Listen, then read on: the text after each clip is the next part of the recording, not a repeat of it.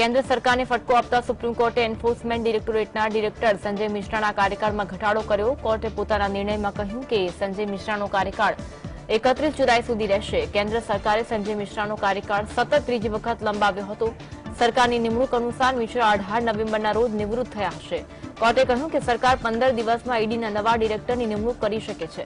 સરકાર દ્વારા ઈડી ડિરેક્ટરની મુદત વધારવા પર સુપ્રીમ કોર્ટે કહ્યું કે સરકાર પાસે કાયદો બનાવવાની સત્તા છે, પરંતુ આ એક્સટેન્શન ગેરકાયદેસર છે અને વર્તમાન ડિરેક્ટર 31 જુલાઈ સુધી ઈડીમાં ફરજ બજાવશે।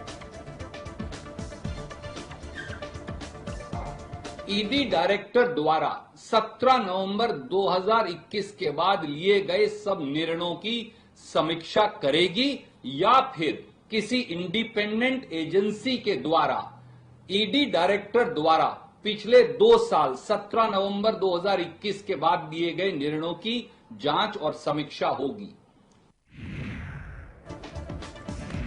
पूर्व सीएम शरद पवारनी नेशनलिस्ट कांग्रेस पार्टीना अजित पवाરના નેતૃત્વમાં બળવો થયા બાદ મહારાષ્ટ્રમાં રાજકીય તાપમાનમાં વધારો થયો છે। મંગળવારે કોંગ્રેસે દિલ્હીમાં બેઠક યોજી હતી। બેઠકમાં કોંગ્રેસ અધ્યક્ષ મલ્લિકાર્જુન ખડગે જણાવ્યું કે ભાજપે પોતાના વોશિંગ મશીનનો ઉપયોગ કરી મહારાષ્ટ્રના સ્વાભિમાનને ઠેસ પહોંચાડવાનું કામ કર્યું છે। કોંગ્રેસ પાર્ટી આ રાજકીય બનાવટનો જડબાતોડ જવાબ આપશે। મહારાષ્ટ્રની જનતા ભાજપ દ્વારા જનાદેશ પર થઈ રહેલા સતત હુમલાનો જડબાતોડ રાજકીય જવાબ આપશે। અમારા નેતાઓ અને કાર્યકરો મહારાષ્ટ્રના લોકોને તેમની પોતાની સરકાર પાછી અપાવશે।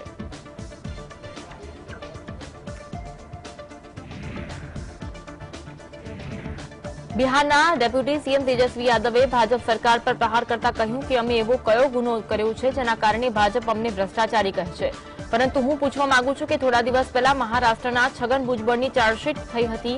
તેઓ જેલ ભોગવીને પાછા આવી ગયા અને ભાજપે તેમને હાર પહેરાવી સ્વાગત કર્યું। સાચું કહું તો ભાજપ વોશિંગ મશીન છે, પરંતુ તેમનું પાવડર ધીરે ધીરે સમાપ્ત થઈ રહ્યું છે।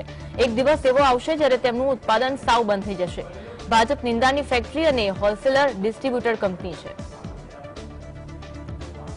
मैं मंत्री बने 18 महीने तक, उप मुख्यमंत्री रहे, अभी 1 साल भी नहीं हुआ।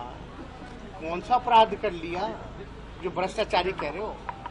लेकिन महाराष्ट्र में छगन भुजबल जो पवार अजीत पवार जो हैं, कुछ दिन पहले चार्जशीट हुआ, छगन भुजबल जेल होकर के आए, अब बीजेपी जो है माला पहन के स्वागत कर रही है। तो भ्रष्टाचारी नहीं है, तो वॉशिंग मशीन है ना भाजपा। लेकिन इनका पाउडर खत्म हो रहा है, टाइमलाइन खत्म हो रहा है, अब मैन्युफैक्चरिंग बंद हो जाएगी। દિલ્હી સરકારના મંત્રીએ આતિશીએ ફરી એકવાર ઈડી અને જીએસટી મુદ્દે કેન્દ્ર સરકાર પર પ્રહાર કર્યા છે। તેમણે જણાવ્યું છે કે દિલ્હી સહિત ઘણા નાણાપ્રધાનો દ્વારા એક ખૂબ જ મહત્વપૂર્ણ મુદ્દો ઉઠાવવામાં આવ્યો છે, જેમાં prevention of money laundering act હેઠળ જીએસટીને શા માટે લાવવામાં આવી રહ્યું છે। 7મી જુલાઈએ સમગ્ર જીએસટી સિસ્ટમને prevention of money laundering act હેઠળ લાવવાની સૂચના જારી કરવામાં આવી હતી। આનો અર્થ એ થાય છે કે જે લોકો જીએસટી ફાઇલ કરે છે તેઓ પર હવે ઈડી દ્વારા prevention of money laundering act હેઠળ કાર્યવાહી કરવામાં આવી શકે છે। દેશમાં ઈડીનો ઉપયોગ કરી લોકોને હેરાન કરવા અને ધરપકડ કરવામાં આવી રહ્યા છે। जीएसटी को पीएमएलए यानी prevention of money laundering act के तहत लाया गया है। 7 जुलाई को एक नोटिफिकेशन इशू होता है जिससे पूरे जीएसटी के नेटवर्क को, जीएसटीएन को, पूरी जीएसटी की व्यवस्था को prevention of money laundering act के तहत लेके आया जाता है। इसका क्या मतलब है? इसका ये मतलब है कि जो लोग भी जीएसटी भरते हैं, चाहे आपका छोटा से छोटा बिजनेस हो या बड़े से बड़ा कंपनी आप चलाते हैं, अब आपको पीएमएलए के तहत ईडी प्रोसिक्यूट कर सकती है। કુસ્તીબાજો અને બ્રિજભૂષણના મામલામાં નવો વળાંક આવ્યો। બ્રિજભૂષણ વિરુદ્ધ દાખલ કરવામાં આવેલી ચાર્જશીટમાં 16-17 લોકોએ નિવેદનો આપ્યા અને આરોપ સાચો હોવાનું જણાવ્યું। ચાર્જશીટમાં 6 પીડિત કુસ્તીબાજોના નિવેદનો લેવામાં આવ્યા અને તેમના પરિવારના સભ્યોને સાક્ષી બનાવવામાં આવ્યા। કુલ મળીને 5 સાક્ષીઓ એવા છે જે પરિવારના સભ્યો છે। દિલ્હી પોલીસે તેની ચાર્જશીટમાં કહ્યું કે બ્રિજભૂષણ પર યૌન ઉત્પીડન, છેડતી અને પીછો કરવાના ગુના માટે કેસ ચાલી રહ્યો છે અને સજા થઈ શકે છે। બ્રિજભૂષણ વિરુદ્ધ કલમ 354, કલમ 354A, કલમ 354D હેઠળ કેસ નોંધવામાં આવ્યો છે।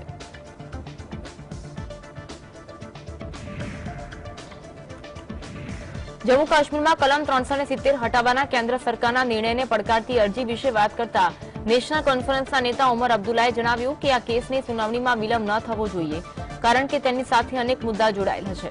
પેન્થર્સ પાર્ટી તરફથી દાખલ કરવામાં આવેલી પિટિશનને પણ સુપ્રીમ કોર્ટે મામલામાં સામેલ કરી દીધી છે.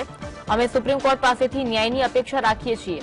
ઓમર અબ્દુલ્લાએ દાવો કર્યો કે 5 ઓગસ્ટ 2019ના રોજ જમ્મુ કાશ્મીરના લોકો સાથે અન્યાય કરવામાં આવ્યો હતો. क्योंकि कई सारी चीजें इससे जुड़ी हुई हैं. अब इलेक्शन को लेके जो पिटिशन आया था पैंथर्स पार्टी के तरफ से, सुप्रीम कोर्ट ने उसको भी इसके साथ जोड़ दिया हुआ है. नहीं, अब हम एक्सपेक्ट क्या करते हैं? हम इंसाफ एक्सपेक्ट करते हैं ना. हम उम्मीद करते हैं और हम एक्सपेक्ट करते हैं कि जो नाइंसाफी जम्मू कश्मीर के लोगों के साथ हुआ 5 अगस्त 2019, जो धोखा जो हुआ, जो आईन और कानून की धज्जियां उड़ाई गईं, उसका जवाब सुप्रीम कोर्ट से मिलेगा हमें. પશ્ચિમ બંગાળમાં પંચાયત ચૂંટણીની મતગણતરી યથાવત છે. પ્રદેશના અલગ અલગ ક્ષેત્રોમાં આવેલા સ્ટ્રોંગ રૂમમાં મતગણતરી કરવામાં આવી રહી છે. શરૂઆતી ટ્રેન્ડ્સ પ્રમાણે તૃણમૂલ કોંગ્રેસ મોટાભાગની ગ્રામ પંચાયત અને જિલ્લા પંચાયતની પરિષદની બેઠક ઉપર આગળ ચાલી રહી છે. ચૂંટણી પરિણામ પર નજર કરીએ તો ગ્રામ પંચાયતમાં કુલ 63,229 બેઠક છે, જેમાંથી 6,593 બેઠકો પર ટીએમસીએ જીત મેળવી. પંચાયત સમિતિની તમામ બેઠક પર ટીએમસીની ભવ્ય જીત માનવામાં આવે છે. જિલ્લા પરિષદની તમામ બેઠક ઉપર ટીએમસી આગળ છે. એટલે કહી શકાય કે પશ્ચિમ બંગાળમાં આ વખતે પણ મમતા બેનર્જીનો બમ્પર જાદુ ચાલ્યો છે, જેના કારણે ભાજપ, કોંગ્રેસ અને સીપીએમના સુપડા સાફ થઈ ગયા.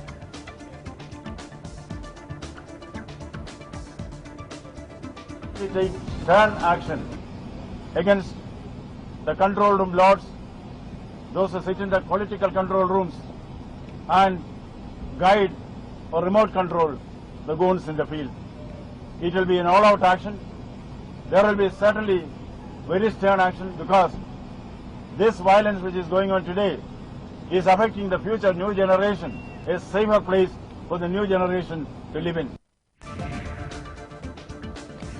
પશ્ચિમ બંગાળની પંચાયતની ચૂંટણીમાં ટીએમસીની જીત થઈ છે, ત્યારે આ બધા વચ્ચે ભારતીય જનતા પાર્ટીના રાષ્ટ્રીય પ્રવક્તા સંબિત પાત્રાએ ટીએમસી પર શાબ્દિક પ્રહાર કરતા કહ્યું કે પશ્ચિમ બંગાળમાં જે હિંસાઓ થઈ રહી છે તેની પાછળ ટીએમસીનો હાથ હોવાનો આરોપ લગાવ્યો. પાત્રાએ વધુમાં કહ્યું કે પંચાયતની ચૂંટણીમાં 6,000થી વધુ પોલિંગ બૂથ પર ફરીથી મતદાન કરવામાં આવ્યું હતું, જેના પરથી લાગે છે કે પશ્ચિમ બંગાળમાં કાયદો અને વ્યવસ્થાની સ્થિતિ કથળી ચૂકી છે. બંગાળમાં જ્યારથી ચૂંટણીની જાહેરાત કરવામાં આવી ત્યારથી પરિણામના દિવસ સુધી અંદાજે 45 જેટલા લોકોની કરપીણ હત્યા કરવામાં આવી છે. जानते हैं कि कहा जाता था कि what Bengal thinks today, India thinks tomorrow.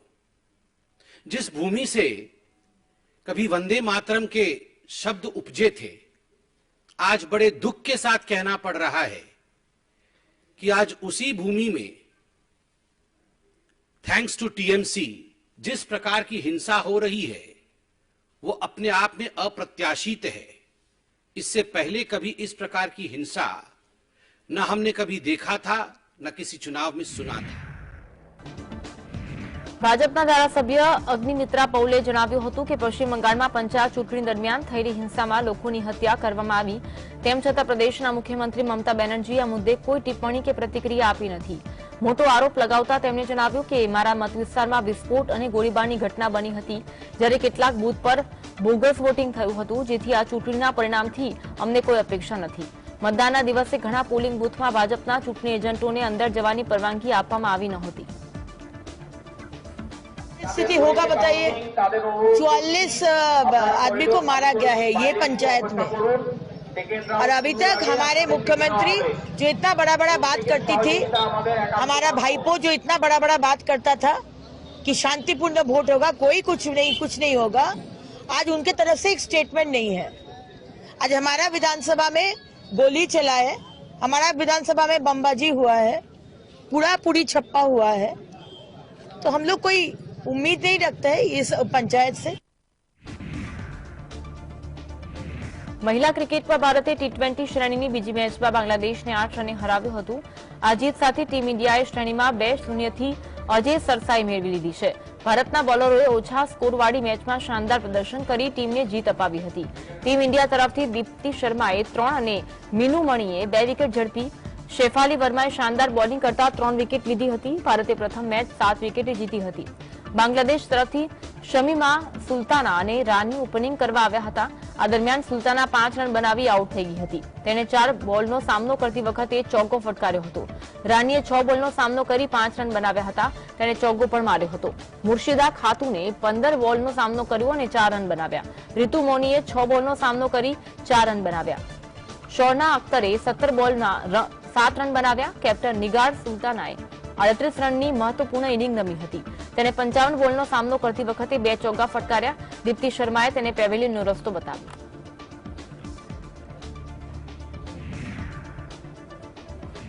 Gangster રનેશ બિશ્નોઈને સોમવારે મોડી રાત્રે ભટિંડા જેલથી ફરીદકોટની ગુરુ ગોવિંદસિંહ મેડિકલ હોસ્પિટલમાં દાખલ કરવામાં આવ્યો હતો. લોરેન્સ બિશ્નોઈના વકીલોએ દાવો કર્યો કે બિશ્નોઈને તાવ પણ હતો. બિશ્નોઈના વકીલના જણાવ્યા પ્રમાણે 4 જુલાઈથી બિશ્નોઈ ઉપવાસ પર હતો. આ દરમિયાન તેને કમળો થયો અને પછી તેની તબિયત લથડી.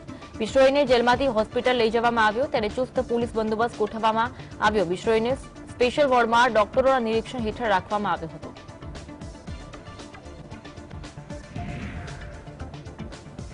મંગળવારના ટ્રેડિંગ સેશનમાં ભારતીય શેરબજાર તેજ ગતિએ બંધ થયું. ઓટો, એફએમસીજી અને એનર્જી સેક્ટરના શેરની ખરીદીને કારણે બજારમાં તેજી જોવા મળી. સતત બીજા ટ્રેડિંગ સેશનના રિલાયન્સના શેરની ખરીદી કરવામાં આવી હતી.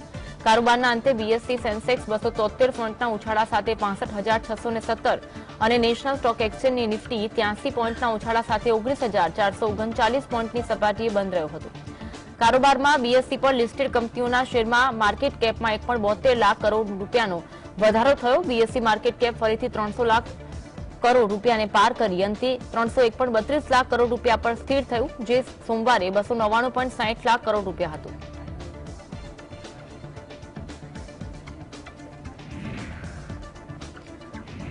અગિયાર જુલાઈ વિશ્વ વસ્તી દિવસ તરીકે ઉજવવામાં આવે છે. વિશ્વમાં વધતી જતી વસ્તીના પડકારો અને અસરો અંગે જાગૃતિ લાવવાના ઉદ્દેશ્ય સાથે આ દિવસની ઉજવણી કરવામાં આવી. માનવીઓની વધતી જતી વસ્તી સતત ચિંતાનો વિષય છે, જેથી વૈશ્વિક વસ્તી સંબંધિત પ્રવર્તમાન મુદ્દાઓ, સામાજિક, આર્થિક અને પર્યાવરણ પરિણામોનું વિશ્લેષણ કરવા વિશ્વ વસ્તી દિવસ ઉજવવામાં આવે છે. હાલ 8 અબજથી પણ વધુ 20મી સદીના મધ્યમાં વિશ્વમાં વસ્તી વૃદ્ધિમાં ઝડપી વધારો જોવા મળ્યો છે, જેને વસ્તી વિસ્ફોટ પણ કહી શકાય છે. આધુનિક સ્વાસ્થ્ય સેવાઓની શરૂઆત, આરોગ્ય સંભાળ પ્રણાલીમાં સુધારા અને ટેકનોલોજીમાં પ્રગતિના કારણે મૃત્યુદરમાં નોંધપાત્ર ઘટાડો થયો અને પરિણામે વસ્તીમાં વધારો થયો. આ ઝડપી વૃદ્ધિએ સંસાધનો, ઇન્ફ્રાસ્ટ્રક્ચર અને કુદરતી વાતાવરણ પર ભારે દબાણ કર્યું છે.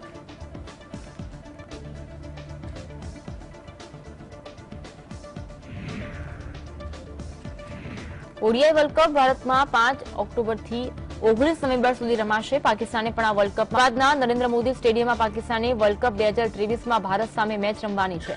પાકિસ્તાન આ મેદાન પર ભારત સામે રમવા માંગતું નથી.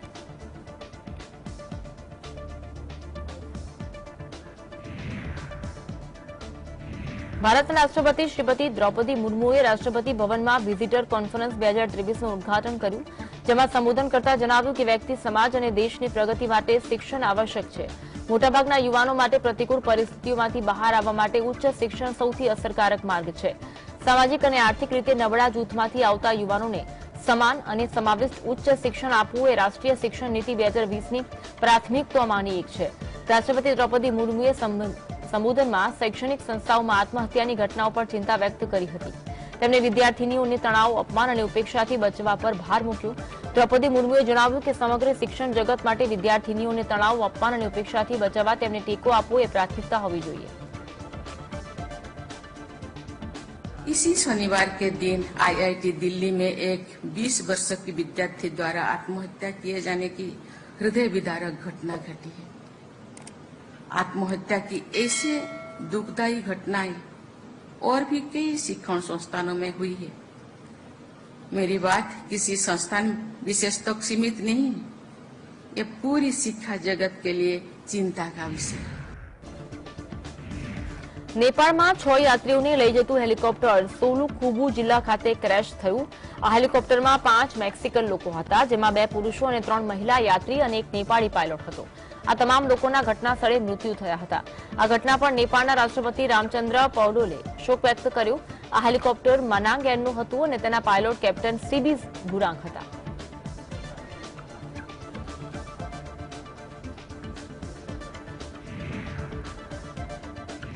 ઉત્તરાખંડના ઉત્તરકાશીમાં ગંગોત્રી નેશનલ હાઈવે પર મોડી રાત્રે ભૂસ્ખલન થતા 4 લોકોના મોત થયા હતા, જ્યારે કે આ દુર્ઘટનામાં 6 લોકો ઘવાયા હતા. અધિકારીઓએ જણાવ્યું કે મધરાત્રે ભૂસ્ખલન થતા દુર્ઘટના સર્જાઈ। આ ઘટનાની જાણ કરાતા પોલીસ અને બચાવ દળની ટીમ ઘટનાસ્થળ પર પહોંચી હતી। ઉત્તરકાશીમાં વરસાદી સિસ્ટમ સક્રિય છે અને તેના કારણે પ્રદેશમાં પહાડી ક્ષેત્રોમાં ભૂસ્ખલનનું જોખમ વધી જાય છે। મુખ્યમંત્રી પુષ્કરસિંહ ધામીએ દુર્ઘટના પર દુઃખ વ્યક્ત કર્યું। જિલ્લા વહીવટીતંત્રે ચારધામ યાત્રા પર રોક લગાવી દીધી। આ સાથે યાત્રીઓના રહેવા અને ખાવાની વ્યવસ્થા પણ વહીવટીતંત્ર દ્વારા કરવામાં આવી હતી। ઉત્તરકાશીમાં ધોરણ 1 થી 12 સુધીના વર્ગો આગામી આદેશ સુધી બંધ રાખવાનો નિર્ણય લેવામાં આવ્યો હતો। कल शाम को यहाँ पर दुर्घटना हुई है गंगनानी में, उसमें कुल 3 वाहन क्षतिग्रस्त हुए हैं भारी बारिश और ऊपर से मलबा आने से, ये पत्थर से आने से। इसमें एक टेम्पो ट्रेवलर है, एक टवेरा गाड़ी और एक स्विफ्ट डिजायर है। मौके पे जो अभी रेस्क्यू चल रहा है और जो जांच हुई है उसमें 4 लोग मृत पाए गए हैं, जिसमें एक महिला है और टोटल 7 लोग घायल हुए हैं, जिनमें से 2 गंभीर है और 5 साधारण घायल हैं। घायलों को सभी को जिला अस्पताल के लिए यहाँ से एम्बुलेंस के माध्यम से भेज दिया गया है। આંધ્રપ્રદેશના ડાર્સી પાસે પેસેન્જર બસ પુલ પરથી કેનાલમાં પડી જતા દુર્ઘટનામાં 7 લોકોના મોત થયા। મૃતકોમાં 7 વર્ષનો બાળક પણ હતો। આ ઘટનામાં 15 થી વધુ લોકો ઇજાગ્રસ્ત થયા। સ્થાનિક પોલીસે જણાવ્યું કે આંધ્રપ્રદેશ માર્ગ પરિવહન કોર્પોરેશનની બસ 40 યાત્રીઓને લઈને કાકીનાડા જઈ રહી હતી ત્યારે મધરાત્રે આ દુર્ઘટના બની। બનાવ બાદ પોલીસ અને ફાયર વિભાગને જાણ કરવામાં આવી। ઇજાગ્રસ્તોને સારવાર માટે નજીકની હોસ્પિટલમાં દાખલ કરવામાં આવ્યા। દુર્ઘટના કયા કારણે થઈ એ જાણી શકાયું નથી, જો કે પોલીસ આ મામલાની તપાસ કરી રહી છે। પોલીસે પ્રાથમિક તપાસમાં જણાવ્યું કે મુસાફરોએ લગ્ન સમારોહમાં હાજરી આપવા માટે બસ ભાડે કરી હતી।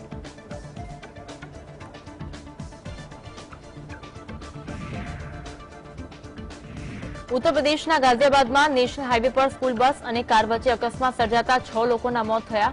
જો કે સ્કૂલ બસમાં કોઈ વિદ્યાર્થી ન હોવાની માહિતી પ્રાપ્ત થઈ। રોડની ખોટી દિશામાં સામેની તરફથી આવતી બસ કાર સાથે ધડાકાભેર અથડાઈ, જેમાં 6 લોકોના ઘટનાસ્થળે મોત નીપજ્યા અને 2 લોકો ગંભીર ઇજાગ્રસ્ત થયા। ગાઝિયાબાદમાં ટ્રાફિક એડીસીપી આર.કે. કુશવાએ જણાવ્યું કે દિલ્હી મેરઠ એક્સપ્રેસ વે પર અકસ્માતમાં સ્કૂલ બસ ખોટી લેનમાં આવેલી હતી। અકસ્માતમાં બસ ડ્રાઈવરની ભૂલ છે, જેને ઝડપી પાડવામાં આવ્યો છે। તો સીએમ યોગી આદિત્યનાથે ટ્વીટ કરી અકસ્માતમાં જાનહાનિ પર સંવેદના વ્યક્ત કરી હતી।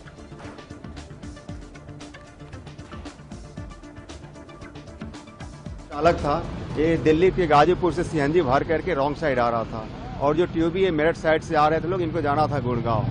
यहाँ गाजियाबाद में बहरामपुर के ऊपर एक एक्सीडेंट हुआ है। इसमें बस वाले की गलती है, ये दिल्ली से ही रॉन्ग साइड आ रहा था और दूसरा इसका जो ड्राइवर है, ड्राइवर को पकड़ लिया गया है। હિમાચલ પ્રદેશમાં ભારે વરસાદના કારણે અનેક જિલ્લામાં થયેલા નુકસાન વિશે માહિતી મેળવવા માટે પ્રદેશના મુખ્યમંત્રી સુખવિન્દરસિંહ સુખુએ અસરગ્રસ્ત ક્ષેત્રોનું હવાઈ નિરીક્ષણ કર્યું। હિમાચલ પ્રદેશમાં પૂરની સ્થિતિના કારણે 3000 કરોડ રૂપિયાનું નુકસાન થયું। આ સાથે 29મી જૂન બાદથી પ્રદેશમાં પૂર અને વરસાદ સંબંધિત ઘટનાઓના કારણે કુલ 72 લોકોના મોત થયા હતા। बिजली की व्यवस्था पूरे सैंज गांव में पूरी तरह चरमरा गई है, पानी की व्यवस्था चरमरा गई है और अभी हमने फौरी तौर पर उनको आज या कल में जो हमारी आर्थिक सहायता 1 करोड़ रुपए की मैंने उन्हें आर्थिक सहायता देने की बात कही है और जो खाने का अनाज है उसको हम कल उनके पास भेजेंगे। હવામાન વિભાગ તરફથી જારી કરવામાં આવેલી માહિતી પ્રમાણે હિમાચલ પ્રદેશ બાદ ઉત્તરાખંડમાં ભારે વરસાદ પડી શકે છે। પ્રદેશમાં 12મી જુલાઈ સુધીના સમયગાળામાં ભારે વરસાદની સ્થિતિને ધ્યાનમાં રાખતા ઓરેન્જ એલર્ટ જાહેર કરવામાં આવ્યું છે। આ સ્થિતિના કારણે નીચાણવાળા વિસ્તારોમાં પાણી ભરાઈ શકે છે અને નદીઓના જળસ્તરમાં વધારો થઈ શકે છે। આ સાથે પ્રદેશમાં પહાડી વિસ્તારોમાં ભૂસ્ખલનની શક્યતા પણ નકારી શકાય નહીં। વહીવટીતંત્રએ નદી અને તેના આસપાસ રહેતા લોકોને સાવધાન રહેવા માટેની અપીલ કરી હતી। पहले आपको जो पश्चिमी विक्षोभ और मानसून सिस्टम का जो इंटरेक्शन आपको पहले हिमाचल के पे दिख रहा था, अब वो 11 तारीख को उसका जो प्रभाव है मैक्सिमम वो उत्तराखंड में भी दिखेगा। जो हिमाचल में इम्पैक्ट था वो ज़्यादा था, उतना इम्पैक्ट उत्तराखंड में नहीं रहना चाहिए, लेकिन फिर भी जो हैवी से वेरी हैवी रहने 11 तारीख को तो हमारे जो ज़्यादातर डिस्ट्रिक्ट है उसमें ही मिलने वाली है और लगातार पीछे भी बारिश हमको मिल ही रही है। तो इसकी वजह से कहीं ना कहीं जो क्यूमुलेटिव इम्पैक्ट है, इफेक्ट है, तो वो देखने को मिलेगा आपको जो हिल्स में खासकर अगर देखें।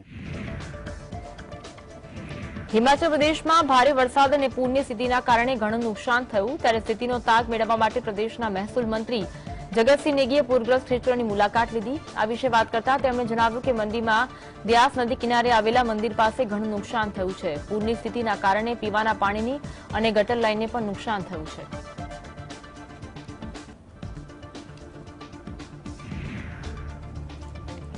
उत्तर भारतना अनेक राज्यों में भारे वरसादना पगले जानमालનું नुकसान થયું છે। मीडिया रिपोर्ट प्रमाणे हिमाचल प्रदेश में 29 जून बाद वरसाद और पूर संबंधित घटनाओं कारण कुल 72 लोगों मौत थया।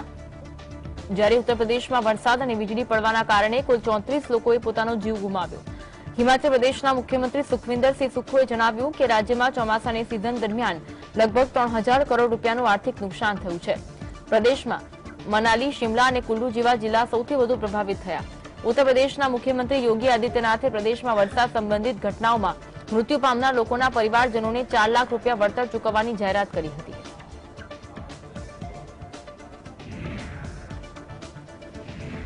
दिल्ली में यमुना नदीए 206 मीटरनी भयजनक सपाटी वटावी त्यारे यमुना बजार विस्तार में पूरना पाणी फरी वळ्या। लोकोना घरमां पाणी घुसी जवाना कारणे तेमने भारे हालाकीनो सामनो करवो पड्यो। दिल्लीना एलजी वीके सक्सेनाए असरग्रस्त विस्तारनी मुलाकात लीधी हती। आ विषे बातचीत करता तेमणे जणाव्યું કે ગટર લાઇનની સાફ સફાઈ કરવામાં આવતી નથી। યમુના નદીમાં ડિસિલ્ટિંગ નિયમિત રીતે થવું જોઈએ। આ પ્રવૃત્તિઓના અભાવના કારણે આવી સ્થિતિ સર્જાઈ છે। दिल्ली की जनता वाटर लॉगिंग से परेशान है कि एक हर साल का रिचुअल बनकर चला रहा है। जो सीवेज की क्लीनिंग होनी चाहिए वो नहीं होती है। जो ड्रेन वाटर को हार्वेस्ट करना चाहिए या उसको प्रॉपर ट्रीट करना चाहिए वो नहीं हो रहा है। सालों साल से जो नहीं हुआ है उसकी वजह से हर वक्त वाटर लॉगिंग होती है। यमुना की डिसिल्टिंग रेगुलर होनी चाहिए जिससे कि उसकी वाटर होल्डिंग कैपेसिटी बढ़े। नजफगढ़ ड्रेन की डिसिल्टिंग रेगुलर होनी चाहिए जिसकी वजह से उसकी वाटर होल्डिंग कैपेसिटी बढ़े। ये सब चीजें न होने की वजह से आज दिल्ली के अंदर जगह जगह पर पानी भरा हुआ है। समग्र देश में वरसाद पड़ी रह्यो छे त्यारे हवामान विभाग द्वारा उत्तराखंड, हिमाचल और पंजाब माटे रेड एलर्टनी जाहेरात करवामां आवी छे। उत्तराखंड में वेस्टर्न डिस्टर्बन्स सक्रिय थता भारे वरसादनी आगाही करवामां आवी छे। तेमां राजधानी दिल्ली में हळवा वरसादनी आगाही करवामां आवी छे। एक्टिव वेस्टर्न डिस्टर्बेंस था। जनरली जो वेस्टर्न डिस्टर्बेंस का इन्फ्लुएंस होता है वो मानसून सीजन में कम होता है और जितने भी जनरली जो आते हैं जनरली हिमालय से ऊपर से ही निकल जाते हैं, बहुत कम इन्फ्लुएंस रहता है। ये एक एक्टिव वेस्टर्न डिस्टर्बेंस था और जिसका ट्रफ मीन जैसे उसका वेव इस टाइप का डीप था, अरेबियन सी में डिप कर रहा था, वहां से मोर्चर ले रहा था। उसके अलावा एक लो प्रेशर एरिया बना हुआ था जो राजस्थान के ऊपर था और दोनों का आपस में इंटरेक्शन होने से ये ऐसा इवेंट हुआ।